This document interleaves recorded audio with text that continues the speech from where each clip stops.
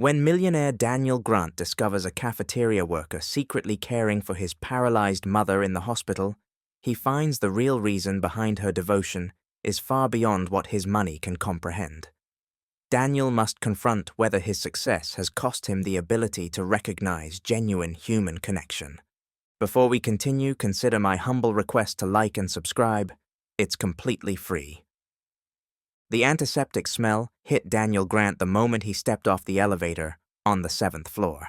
He hated hospitals, always had. The fluorescent lights, the hushed voices, the squeak of rubber-soled shoes on linoleum. All of it reminded him of vulnerability, something he'd spent his adult life avoiding. He nodded at the nurse's station, where a tired-looking woman barely glanced up from her computer. They recognized him by now, the successful son who visited his mother like someone checking a task off a list, twice a week, never staying longer than 30 minutes, always on the phone for at least half that time. Room 712 was at the end of the hall. The door was ajar, which was unusual. Daniel slowed his steps, hearing a soft voice from inside. And then the cardinal built its nest right outside my window. Can you believe that, Margaret? The brightest red against the morning sky. The voice was gentle, female, unfamiliar. I thought of you when I saw it. You mentioned once that red was your favorite color. Daniel pushed the door open. A young woman sat beside his mother's bed, a dog-eared paperback open on her lap. She wore a hospital cafeteria uniform, her name badge reading Elaine. She looked up, startled. I'm sorry, she said, closing the book. I didn't realize anyone was coming. His mother lay motionless as she had for weeks, the right side of her face frozen, her eyes closed. The monitors beeped steadily. Who are you? Daniel asked, his voice sharper than he intended. The woman, Elaine, stood quickly. I work downstairs, in the cafeteria. She fidgeted with the book. I was just keeping her company during my break. Daniel set his briefcase down, studying her. She was young, perhaps 30, with dark hair pulled back in a practical ponytail. Nothing remarkable about her, yet something in her demeanor, a gentleness maybe, caught his attention. Why? The question hung between them. Why would a cafeteria worker spend her break reading to a comatose stranger? Elaine's eyes flickered to Margaret. No one should be alone all day. She said it simply, without accusation, but Daniel felt the sting anyway. I have a company to run, he said, though she hadn't asked for an explanation. Of course. She moved toward the door. I should get back to work anyway. After she left, Daniel sat in the chair she'd vacated, still warm from her presence. He pulled out his phone, checking emails automatically, but his mind kept returning to the woman. There was always an angle with people. He'd learned that lesson well in business. What did she want? Dad would have been here every day, he said aloud to his mother. The thought came unbidden, unwelcome. His father had been dead for 15 years, but the comparison lingered. Daniel Grant Sr. had been devoted to his wife in a way that had sometimes made their only son feel like an outsider. A nurse came in to check vitals. I see you met Elaine, she said, marking something on the chart. Daniel looked up. Does she make a habit of visiting patients? The nurse, her name tag read Beverly, smiled. She has a way with them, especially the ones who don't get many visitors. Again, no accusation in her tone, just statement of fact. Been spending time with your mother for a couple weeks now, reading, brushing her hair, just talking. The doctors say it helps, even if the patients seem unresponsive. Daniel frowned. She's a stranger. Beverly shrugged. Sometimes strangers can be kindest. She adjusted his mother's blanket with practiced efficiency. Your mother seemed to respond to her too. Heart rate calms when Elaine reads. She pointed to the monitor. See those patterns? Different when she's here. After the nurse left, Daniel found himself studying the steady peaks and valleys on the screen, as if they might reveal something about the woman who had just been there. His phone vibrated, a text from his assistant about the board meeting tomorrow. The merger vote was coming up, and everything was on the line. 20 years of work, culminating in this deal. He couldn't afford distractions. But as he responded to the message, Daniel couldn't shake the image of Elaine reading quietly to his mother, filling the silence he left behind. "I'll be back on Thursday," he told his unconscious mother, gathering his things. He hesitated, then awkwardly patted her hand, before leaving. 3 days later, Daniel arrived earlier than usual, half hoping to catch Elaine again. The merger negotiations had hit a snag, 2 board members suddenly expressing reservations, and his mind was elsewhere as he rode the elevator. He wasn't prepared for what he saw when he reached room 712. Elaine was there again, but this time she wasn't reading. She was carefully brushing his mother's thin hair, humming softly as she worked. The intimacy of the scene stopped him cold in the doorway. "What are you doing?" His voice came out louder than intended. Elaine's hands stilled, but she didn't startle this time. "Her hair was tangled," she said simply. "The nurses are overworked. Small comforts matter." Daniel entered the room, noticing how his mother's hair shone in the afternoon light streaming through the window. When was the last time he'd really looked at her? "Why my mother? There are dozens of patients here." Elaine set the brush down. For a moment she seemed to be weighing her words. "I recognized her, from a long time ago." She met his gaze directly. "She once did something kind for me. Very kind." Daniel's suspicion flared. "What? When?" "It was 20 years ago." Elaine's voice softened. "I was just a child." Before she could continue, Daniel's phone rang, the custom tone he'd assigned to board calls. "I need to take this," he said, already reaching for the device. Elaine nodded and slipped quietly from the room, leaving Daniel with more questions than answers as he answered the call that could determine his company's future. The board call stretched for 40 minutes, forcing Daniel to pace the hallway outside his mother's room. 2 key investors were wavering, concerned about market volatility. By the time he ended the call, Elaine was gone, her shift apparently over. Daniel spent the rest of his visit distracted, his mind toggling between merger statistics and Elaine's cryptic statement. What kindness could his mother have shown this woman 20 years ago? His mother had been a financial advisor then, practical and reserved. Not cold, exactly, but not the type to go out of her way for strangers either. "Did you have some secret life I didn't know about?" he asked the silent figure in the bed. The steady beep of the heart monitor was his only answer. That night in his downtown penthouse, Daniel found himself opening his mother's digital photo albums, something he hadn't done in years. He scrolled through images of corporate events and family holidays, searching for clues about the woman who had raised him. Margaret Grant stared back from the screen, always composed, always appropriate. A woman who had taught him to value achievement above all else. A woman whose approval he had sought through perfect report cards and business successes, rarely feeling he'd earned it completely. There were few candid shots. In most pictures, she stood slightly apart, observing rather than participating. Had she really gone out of her way to help a child she didn't know? It didn't fit the mother he remembered.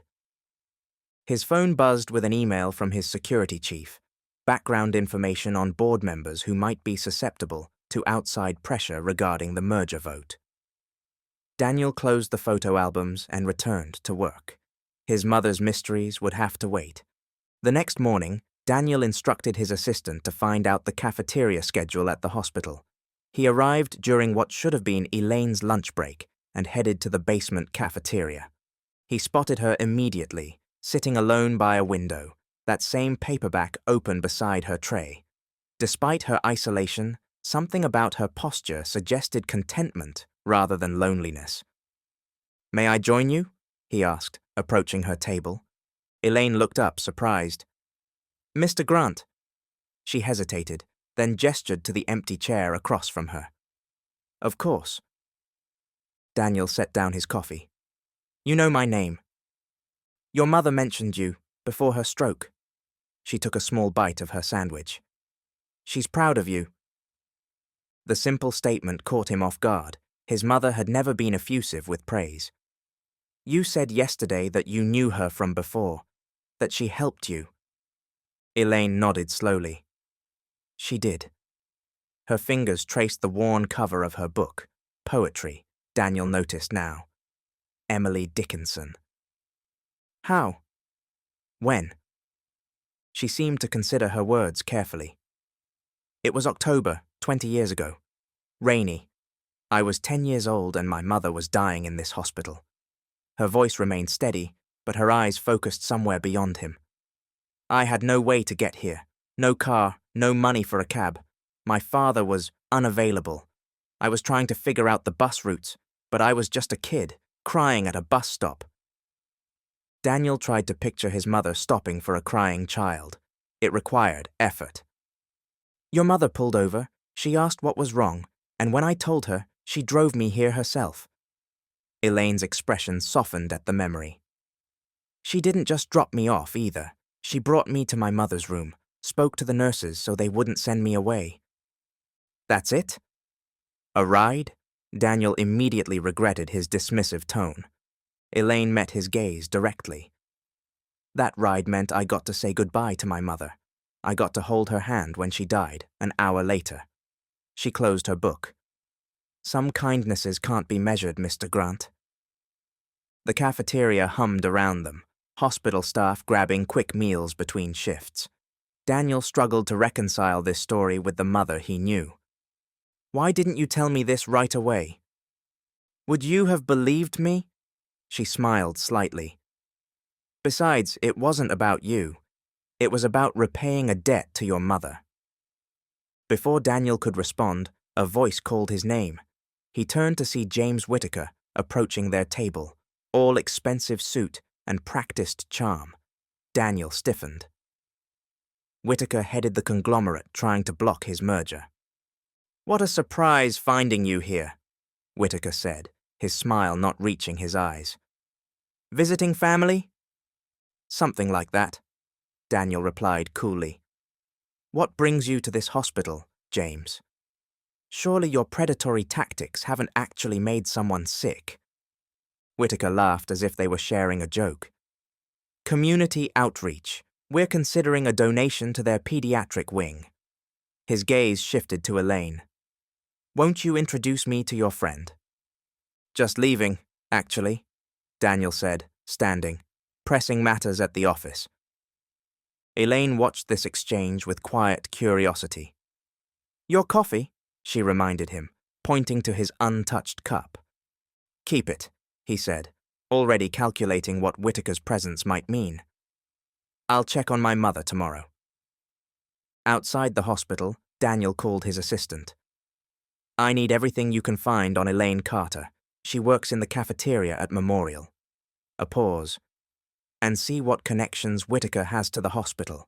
His showing up is no coincidence. The next afternoon, his assistant delivered a thin file. Elaine Carter had worked at Memorial Hospital for 15 years, starting as a teenage volunteer. Perfect attendance record. Associate's degree in literature from the community college. No social media presence. No criminal record. No apparent connection to Whittaker or any competing business interests. Daniel frowned at the sparse information. People always had angles, hidden motivations, especially people who got close to wealthy, successful men, or their vulnerable mothers.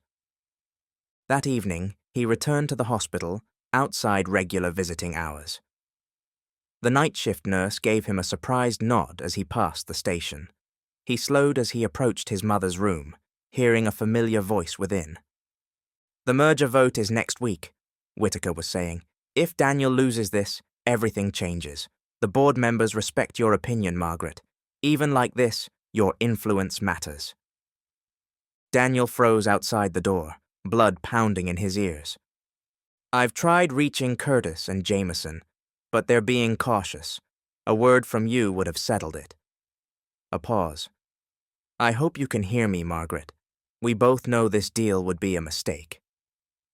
Daniel backed away silently, pieces falling into place. His mother had mentored several current board members early in their careers. He'd always kept his business and family life separate, not realizing the connections existed until now. And Elaine, was her story true? Or was she working with Whitaker somehow, gaining access to his mother, perhaps passing information? The coincidence seemed too convenient. Daniel returned to his car, rain beginning to spatter against the windshield. Like that October 20 years ago, he thought, watching water blur the hospital lights into streams of color. A ride home, a last goodbye, a debt repaid. He wanted to believe it was that simple, that genuine human connection could exist without ulterior motives. But years in business had taught him otherwise. Tomorrow, he would get to the truth. Daniel arrived at the hospital the next morning with purpose in his stride. He'd spent a sleepless night connecting dots, constructing possibilities. The merger vote was 5 days away. His rival had somehow discovered his mother's influence with board members, and a woman with a convenient story had inserted herself into his mother's care. He found Elaine in his mother's room, adjusting the blinds to let in more sunlight. "We need to talk," he said, closing the door behind him. Elaine turned, her expression shifting from surprise to wariness. "Good morning to you too, Mr. Grant. I saw James Whitaker here last night, in this room." She frowned. "Who?" "Don't." Daniel moved closer, keeping his voice low. "The man from the cafeteria. He was in here talking to my mother about the merger, about influencing board members." Understanding dawned on Elaine's face. "The man in the expensive suit? I've seen him around the hospital, but I've never seen him in Margaret's room. He's my chief business rival, and suddenly he's visiting a woman who can't respond, discussing a merger that could make or break my company." Daniel studied her face for signs of deception. "Quite a coincidence that you're here too with your story about my mother's past kindness." Elaine's posture stiffened. "It's not a story. It happened."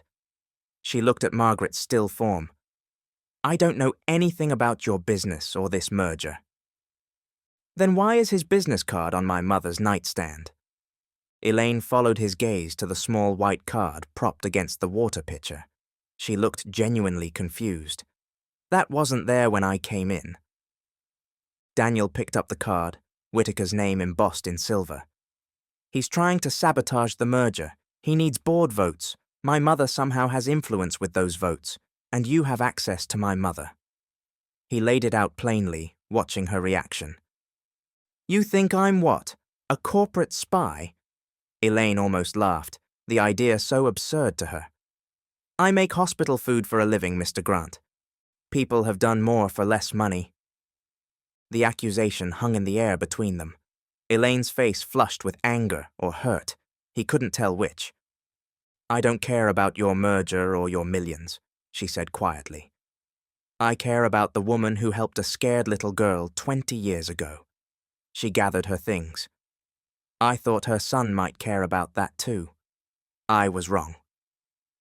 She moved toward the door, but Daniel stepped in her path. "Prove it then.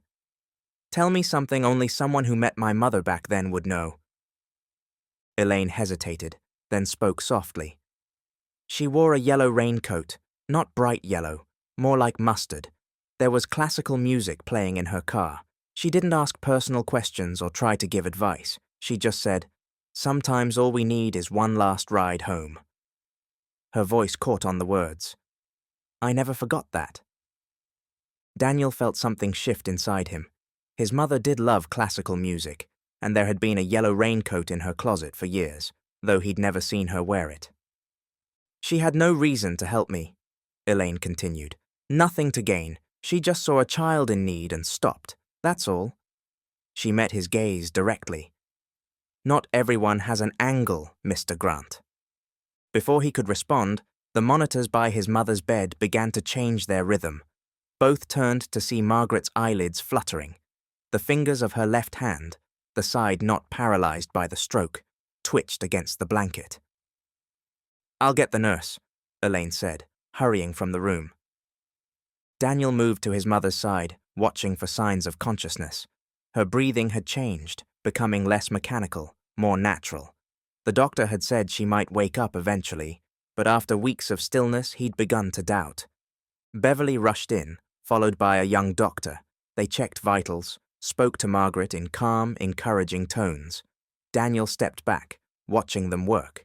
Elaine hovered in the doorway, her earlier anger apparently forgotten in the excitement of Margaret's potential awakening. "She's responding to stimuli," the doctor said. "This is encouraging. She may drift in and out for a while before full consciousness returns." After they left, Daniel sank into the chair beside the bed. Elaine remained at the threshold, uncertain. "You can stay," he said, not looking up. She entered quietly, standing at the foot of the bed. "I should get back to work." "Wait." Daniel finally met her gaze. "I'm sorry for accusing you. It's just, in my world, people always want something." "Maybe you've been in that world too long," she suggested gently. A soft sound from the bed drew their attention. Margaret's eyes were open, unfocused, but seeking. Daniel leaned forward, taking her hand. "Mum, can you hear me?" Her fingers tightened around his, just barely, but definitely intentional. Her lips moved, though no sound emerged. "Don't try to talk yet," he said, his throat suddenly tight. "You're in the hospital. You had a stroke, but you're getting better." Margaret's eyes drifted around the room, finally settling on Elaine. No recognition flickered in her gaze. "This is Elaine," Daniel said. "She's been keeping you company." Margaret's expression remained blank, confusion evident as she looked at the stranger. "She says you helped her once," Daniel continued. "A long time ago, you gave her a ride to this hospital when she was a child." His mother's brow furrowed slightly. Her head moved in the smallest negation possible. Numbered, Daniel felt a cold certainty settle in his stomach. He glanced at Elaine, whose face had paled. "She doesn't remember," he said flatly. "It was 20 years ago," Elaine whispered, "and she's just waking up." Or it never happened. Margaret's eyes had drifted closed again, the brief moment of consciousness apparently exhausted. The monitors returned to their steady rhythm. Daniel stood. "I think you should go." "Mr. Grant?" "Now." His voice left no room for argument. "And don't come back." Elaine looked from him to Margaret, seemingly on the verge of saying more. Instead, she nodded once and left the room. Alone with his mother, Daniel struggled to make sense of what had just happened. If Elaine had lied about knowing his mother, what was her real motivation?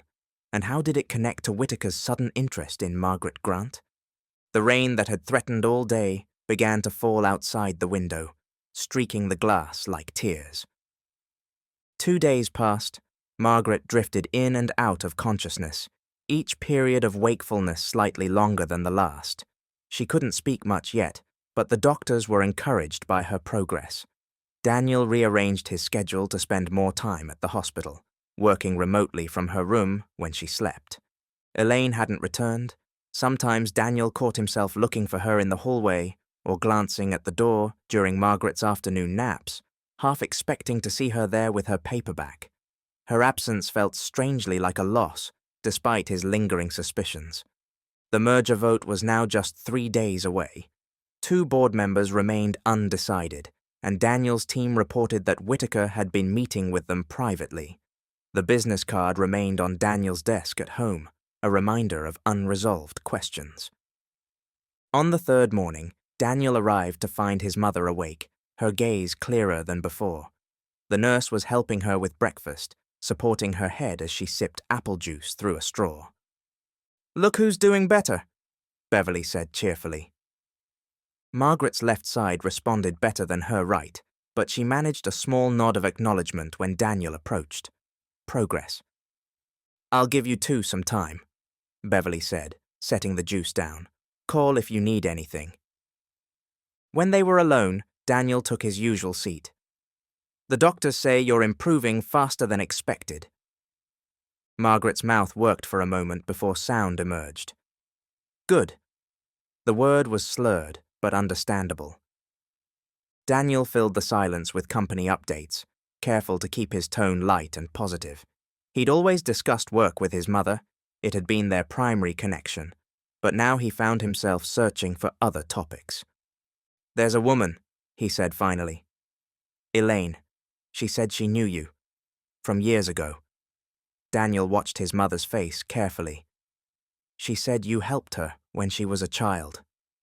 Margaret's brow furrowed slightly in concentration or confusion. She worked in the cafeteria here.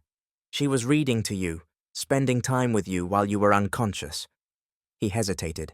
She said you gave her a ride to this hospital 20 years ago when her mother was dying.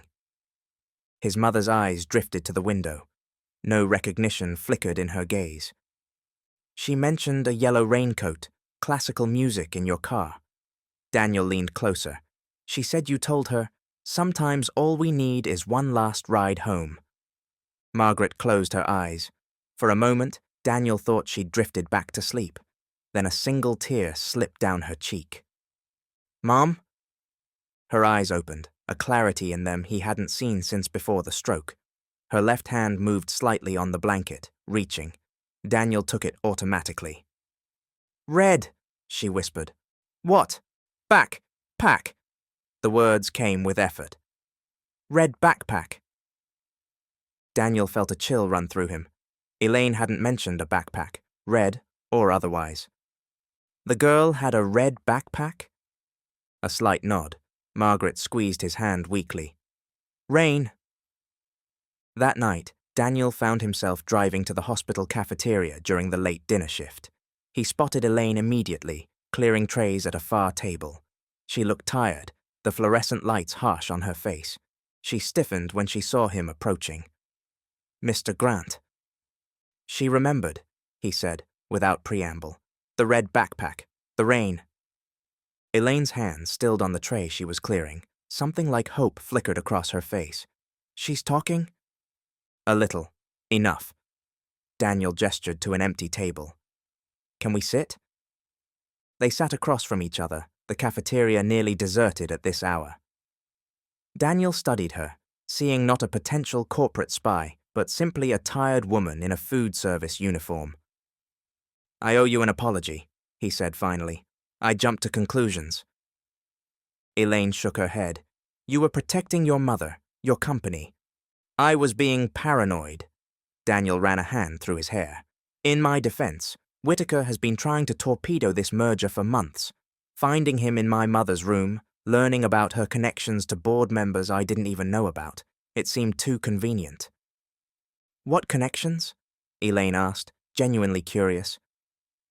Daniel hesitated, then decided that if his mother had trusted this woman enough to help her 20 years ago, he could trust her now. My mother was a financial advisor before she retired. Apparently, she mentored several people who are now on my board, people whose votes I need for this merger. Understanding dawned on Elaine's face. And your competitor discovered this connection. Daniel nodded. He was trying to use her influence, even in her condition. He shook his head, disgusted. What kind of person takes advantage of someone who can't even speak? The desperate kind, Elaine said simply. Or the kind who never learned where to draw the line. They sat in silence for a moment.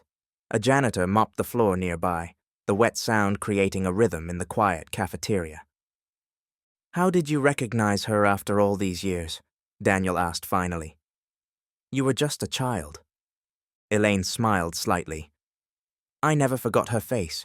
When they brought her into the hospital, I knew immediately. She traced a pattern on the table with her finger. I've worked here since I was 16. First volunteering, then part-time through community college, now full-time. It's my way of honoring my mother, and yours.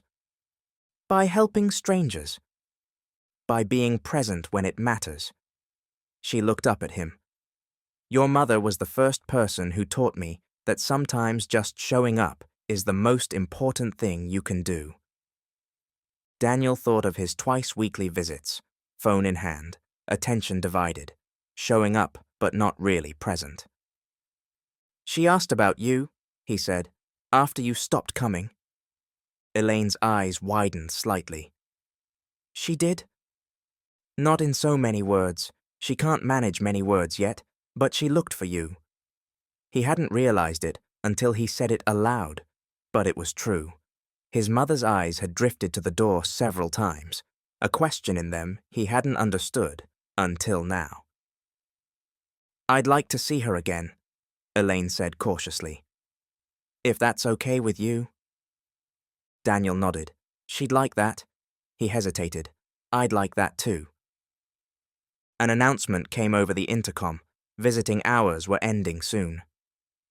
Daniel stood, suddenly awkward. Thank you for being there for her when I wasn't. You're here now, Elaine said gently. That's what matters. As he walked to his car, Daniel's phone rang, his assistant with news about Whitaker's latest moves against the merger. Daniel listened, making appropriate responses, but his mind was elsewhere. Sometimes all we need is one last ride home. His mother's words from 20 years ago echoed in his thoughts. Words he'd never heard her say, yet somehow they sounded exactly like the wisdom she might have offered if he'd ever shown her his own vulnerable moments. For the first time in years, Daniel felt he might be finally finding his way home. The day of the merger vote arrived with a clarity that matched Daniel's mood.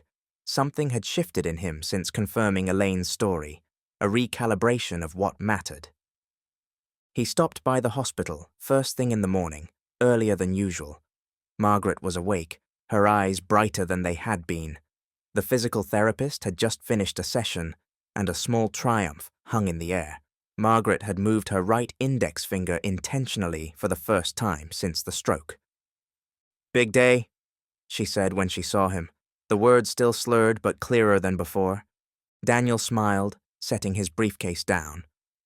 For both of us. He sat with her while she ate breakfast, telling her about the merger, not just the financial implications, but why it mattered to him personally. She listened in a way she never had before, or perhaps in a way he'd never noticed. Your father, she said suddenly, would be proud. Daniel paused, surprised. His mother rarely mentioned his father. Of the merger? She shook her head slightly. Of you. Her hand moved toward his on the blanket. Me too. Something loosened in Daniel's chest, a tightness he hadn't known was there until it released. I brought someone to see you, he said. If you're up for visitors? At her nod, he opened the door. Elaine stood in the hallway, holding her paperback and looking uncharacteristically nervous. Hello, Margaret, she said softly, approaching the bed. Recognition bloomed immediately on Margaret's face. She smiled, lopsided from the paralysis but unmistakable. Bus stop girl. Elaine's eyes filled with tears. You remember? Yellow coat, Margaret whispered, red backpack.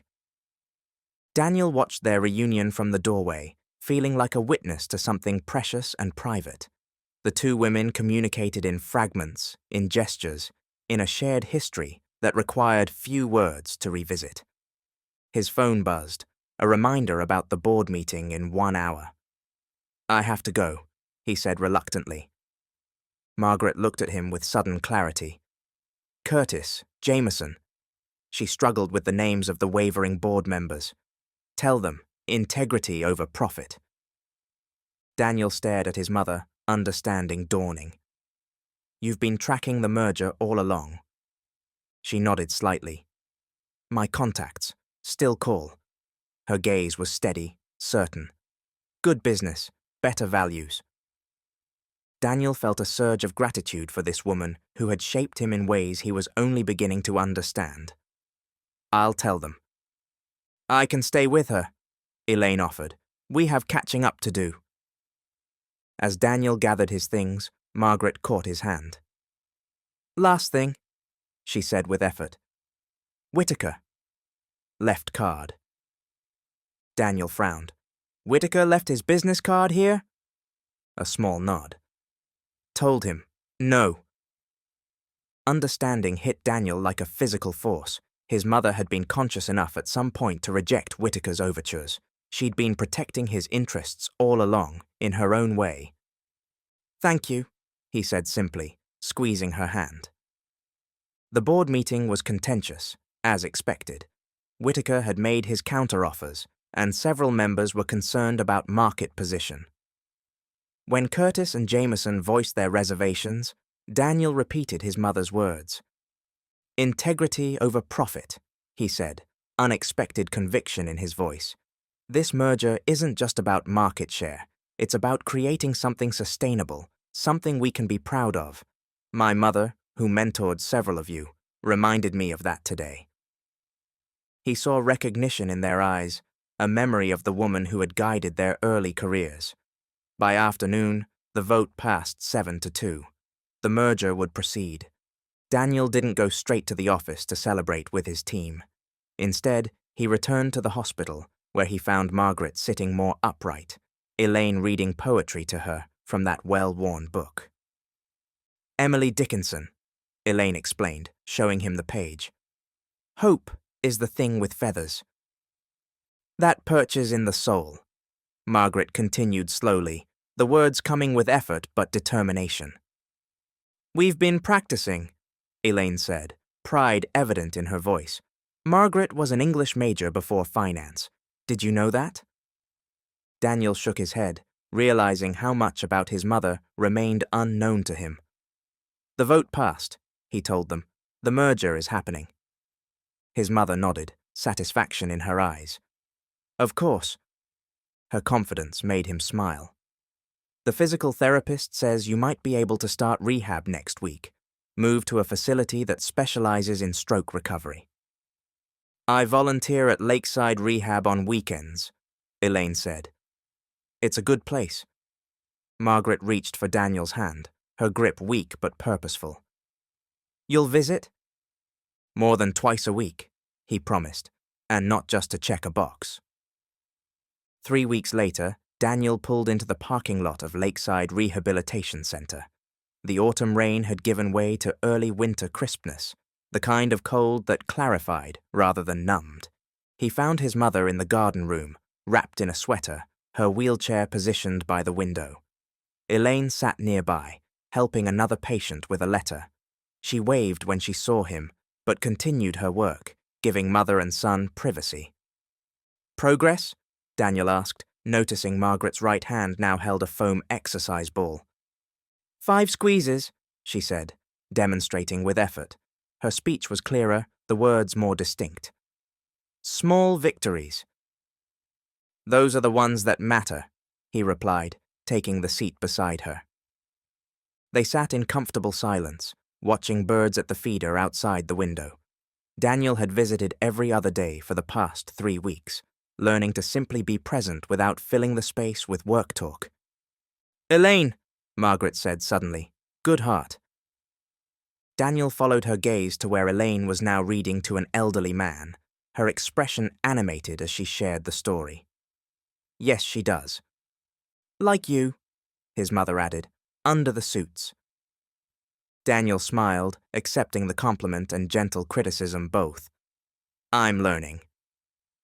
As he was leaving, he passed Elaine in the hallway. "Thank you," he said, as he had many times over the past weeks. "For everything." She shook her head. "I was just returning a kindness." "Some kindnesses can't be measured," he said, echoing her words from their cafeteria conversation. Elaine smiled. "Or fully repaid, but we try anyway." Outside, Daniel noticed a young woman at the bus stop, huddled against the cold. Without hesitation, he pulled over. "Need a ride?" he asked through the open window. The woman hesitated, then nodded. "The next bus isn't for 30 minutes. "Hop in," he said. "Where are you headed?" "Home," she replied, settling into the passenger seat.